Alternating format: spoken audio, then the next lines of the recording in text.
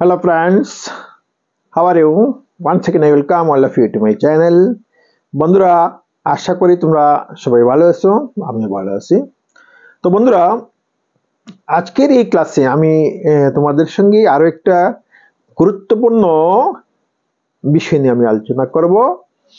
তো আমি বর্তমানে যে অ্যাওয়ারনেস সচেতনতা ক্রিয়েট করার জন্য কিছু ভিডিও তৈরি করছি। তো আমি দেখছি কি যে সমাজে এমন ধরনের অবস্থার সৃষ্টি হয়েছে, গুটকা, সিগারেট, মদ্যপান এই ব্যাপারটা ক্রমশ বেড়ে যাচ্ছে। তো আমরা যারা শিক্ষকতার সঙ্গে জড়িত আছি, আমাদের কিছু কর্তব্য আছে। আমাদেরকে কি করা উচিত?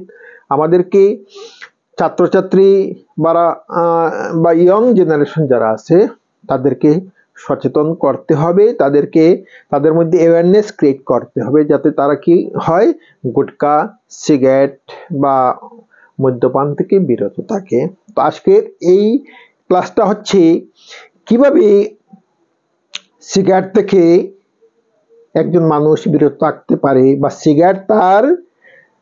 সিগারেট হোক বা যে কোনো ধূমপানের বিষয় হোক তার শরীরে কি কি ক্ষতি করতে পারে আমরা সেই বিষয়টা নিয়ে আলোচনা করব। তো আজকের টপিকটা হচ্ছে smoking effects on your body, যে ধূমপান তোমার শরীরে কি কি সমস্যার সৃষ্টি করতে পারে, তো সেই বিষয়টা নিয়ে আলোচনা। বন্ধুরা ধূমপান অনেক ক্ষতিকারক একটা বিষয়। প্রথমত ধূমপানে কি করে আমাদের অর্থনৈতিক লোকসান করে থাকে। আমরা যদি সিগারেট, বিড়ি এই সমস্ত কিছু কিনে খাই তো অনেক পয়সার প্রয়োজন হয়। তো প্রতিনিয়ত আমাদের পয়সার প্রয়োজন হয় সেগুলা ম্যানেজ করতে। তো প্রথম হচ্ছে ইকোনমিক, অর্থনৈতিক লস। দ্বিতীয়ত হচ্ছে কি আমাদের শারীরিক দিক দিয়া ধূমপান বেশ কিছু সমস্যার সৃষ্টি করে, এবং আলটিমেটলি কি করে এই ধূমপান সুস্থ মানুষকে তার মৃত্যুর দিকে নিয়ে যায়। তো ধূমপান কি কি ধরনের ক্ষতি করতে পারে আমরা একটা একটা করে আমরা আলোচনা করব। প্রথমে কি ধূমপান একজন ব্যক্তির যে সার্কুলেটরি যে সিস্টেম আছে, যে তার যে রক্তের যে সার্কুলেশনের ব্যাপার, রক্তের চলনের যে ব্যাপার আছে, তো সেই সিস্টেমের মধ্যে কি করে বাধা দান করে। তো সিগারেটের যে ধোঁয়া, সেই ধোঁয়ার মধ্যে কার্বন মনোক্সাইড থাকে।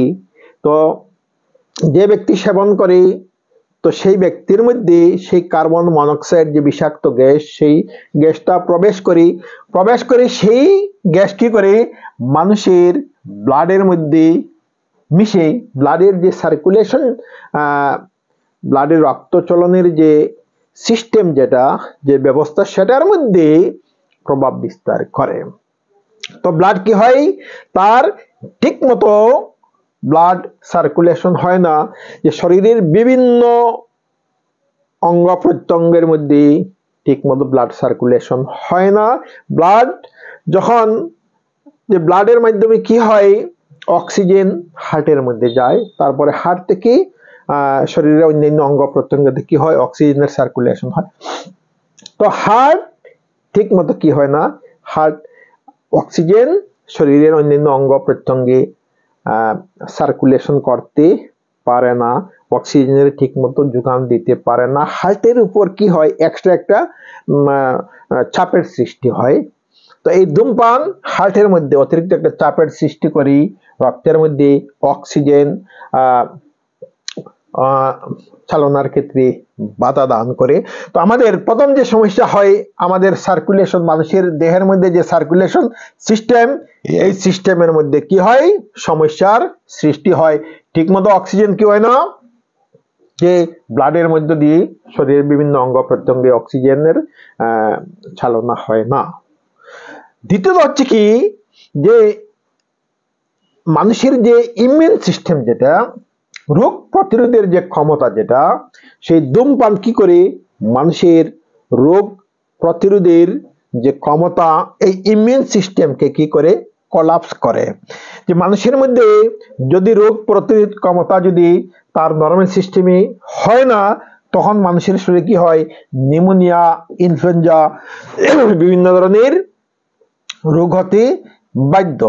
তো রেগুলার যারা স্মোক করি তাদের সেই শরীরের মধ্যে যে রোগ প্রতিরোধ ক্ষমতাটা কি থাকে, কম থাকে। যে কোনো রোগ অতি সহজে সেই ব্যক্তিকে আক্রমণ করতে পারে যে ব্যক্তি রেগুলার কি করে, স্মোক করে। তো দ্বিতীয় সমস্যা হচ্ছে যে সেই ব্যক্তির কি রোগ প্রতিরোধ ক্ষমতাটা কমে যায়। 3 নম্বর যেটা, সেটা হচ্ছে যে মানুষের রেসপিরেটরি সিস্টেম, যেটা শ্বসন, যে শ্বাস নেওয়ার যে সিস্টেম, সেই সিস্টেমের মধ্যে কি করে স্মোক বাধা দান করে। অহরহ মানুষের যখন স্মোক করতে থাকে তখন তার সেই ঠিকমতো কি হয় না, তার শ্বাস প্রশ্বাস নিতে পারে না, তার শ্বাস প্রশ্বাস নিতে অসুবিধা হয়। তার এই রেগুলার যে মানুষের স্মোকিং এর মাধ্যমে ধোঁয়া প্রবেশ করে, সেই ধোঁয়াটা কি করে তার ফুসফুসের মধ্যে গিয়ে আঘাত করতে থাকে, ফুসফুসের যে নরমাল যে ফাংশনিং সেটাতে কি করে বাধা দান করে। তো ধীরে ধীরে কি হয়, ফুসফুসের যে তার যে নরমাল যে সাইজ, আকৃতি, সেটার পরিবর্তন ঘটতে থাকে। ফুসফুসের মধ্যে যে তার গঠন আছে, ফুসফুসের মধ্যে যে কম্পোজিশন আছে, সেগুলোর মধ্যে কি করে সেই ধোঁয়া অহরহ বাধা দান করে, সমস্যার সৃষ্টি করে। ধীরে ধীরে ফুসফুস কি হয়, ফুসফুসের মধ্যে সমস্যার সৃষ্টি হয়। তো ফুসফুসের মধ্যে যখন সমস্যার সৃষ্টি হয় তখন সেই ব্যক্তির শ্বাস প্রশ্বাস নেওয়ার ক্ষেত্রে সমস্যার সৃষ্টি হয়। তো ধূমপানের মাধ্যমে কি হয়, মানুষের যে শ্বাস প্রশ্বাসের যে পদ্ধতি, যে সিস্টেম, সেটার মধ্যে সমস্যার সৃষ্টি হয়। মানুষের ফুসফুসের লাংসের মধ্যে কি হয়, সমস্যার সৃষ্টি হয়। তারপরে যে সমস্যার সৃষ্টি হয়, যে স্মোকিং এর মাধ্যমে কি হয়, মানুষের সেক্সুয়াল যে সমস্ত অর্গান আছে সেগুলোর মধ্যে সমস্যার সৃষ্টি হয়। মানুষের যে নরমাল যে তার যে সেক্সুয়াল অর্গানের যে কাজ, সেই কাজ ঠিকমতো হয় না। যারা ধূমপান করে তাদের সেক্সুয়াল অর্গানগুলো ঠিকমতো কাজ করে না, বিভিন্ন ধরনের সমস্যার সৃষ্টি হয়। তো পুরুষ হোক মহিলা হোক, যারা ধূমপান করে তাদের সেক্সুয়াল সমস্যা হয়, তারা ঠিকমতো কি ছেলে বা সন্তান জন্ম দিতে পারে না, তাদের মধ্যে বিভিন্ন ধরনের সমস্যার সৃষ্টি হয়, তাদের চাইল্ড প্রডিউসিং ক্ষমতা যেটা, সেটা কমে যায়। তো ধূমপান মানুষের কি করে, যে সেক্সুয়াল অর্গানের উপর কি করে আঘাত করে, অনেক বড় একটা সমস্যা, যেটা মানুষের যে সেক্সুয়াল যে প্লেজারের ব্যাপার আছে সেটার মধ্যে ধূমপান বিশেষভাবে আঘাত করে। তো আলটিমেটলি যেটা কনক্লুশন, সেই কনক্লুশন থেকে এই জিনিসটা বলা যায় যে যারা লং টার্ম কি করে স্মোকিং করে তাদের বিভিন্ন ধরনের কি হয়, তাদের সমস্যার সৃষ্টি হয়, রোগের সৃষ্টি হয়। এর মধ্যে কি, যে তাদের কি হয়, লাংসের মধ্যে ফুসফুসের মধ্যে ক্যান্সার হয়, তাদের মুখের মধ্যে মাউথ ক্যান্সার হয়, জিহ্বাতে ক্যান্সার হয়, তার জামির মধ্যে ক্যান্সার হতে পারে, তো তারপরে গলার মধ্যে ক্যান্সার হতে পারে, তার সাইনাসের প্রবলেম হতে পারে, তো তার কিডনির উপর আঘাত আসতে পারে। তো বিভিন্ন ধরনের মেলুকেরও বিভিন্নভাবে মেলুক ক্যান্সার যদি স্মোক করে থাকে তো ক্যান্সার দ্বারা আক্রান্ত হতে পারে। তো যারা রেগুলার যারা স্মোক করে তাদের এই ধরনের সমস্যা হবে, তাদের হার্টের মধ্যে সমস্যা হবে, তো তাদের হার্টের সমস্যা হবে, তাদের স্ট্রোক হওয়ার সম্ভাবনা থাকে। তো স্ট্রোক হওয়ার সম্ভাবনা খুব বেশি থাকে, যারা ধূমপান করে তাদের স্ট্রোক হওয়ার সম্ভাবনা তো অন্যান্য যারা ধূমপান করে না তাদের চেয়ে অনেক বেশি সম্ভাবনা স্ট্রোক হওয়ার সম্ভাবনা থাকে। তারপরে তাদের আলসার হয়, তাদের ডাইজেস্টিভ সিস্টেমটা ঠিকমতো কাজ করে না, কোনো কিছু ঠিকমতো ডাইজেস্ট হয় না, তাদের এই ডাইজেস্টিভ সিস্টেমটা কোলাপস হয়ে যায়। তো তো অনেক ধরনের সমস্যা হয়, পুয়ার ব্লাড সার্কুলেশন হয়, তাদের পায়ের মধ্যে সমস্যা, হাতের মধ্যে সমস্যা, যে ব্লাড ঠিকমতো যদি সার্কুলেশন হয় না, পায়ের মধ্যে বিভিন্ন ধরনের রোগ সৃষ্টি হবে, হাতের মধ্যে বিভিন্ন ধরনের রোগ সৃষ্টি হবে, তাদের তাদের মেমোরি লস হবে, তাদের ব্রেন ঠিক মতো কাজ করবে না। যে ধূমপান যারা করে সেই ধূমপায়ীদের কি হয়, যে ধোঁয়ার মধ্যে যে নিকোটিনের যে ব্যাপার আছে, কেমিক্যাল যে নিকোটিন আছে, যারা স্মোক করে সেই ধোঁয়ার মাধ্যমে কি হয় মানুষের মধ্যে যে নিকোটিন গ্যাসটা, যে এই কেমিক্যালসটা যে প্রবেশ করে, এই নিকোটিন মানুষের কি করে ব্রেনকে ড্যামেজ করে, মানুষের বিভিন্ন ধরনের সমস্যার সৃষ্টি করে, মানুষের স্কিনকে ডেস্ট্রয় করে, তো অনেক ধরনের সমস্যা করে। তো যারা ধূমপান এখনো স্টার্ট করো নাই, তোমরা এই সমস্ত কিছু দেখে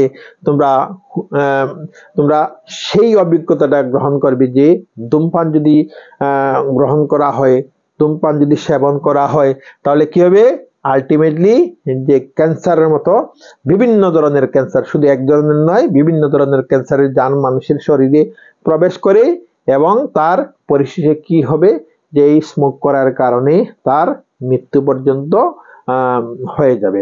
তো তোমরা যারা এখনো ধূমপান করো নাই, তোমরা সতর্ক হয়ে যাও, তোমরা যাতে আর কোনো সময় কি করো না, ধূমপান টাচ করো না, তোমরা এভাবে প্রতিজ্ঞাবদ্ধ হবে।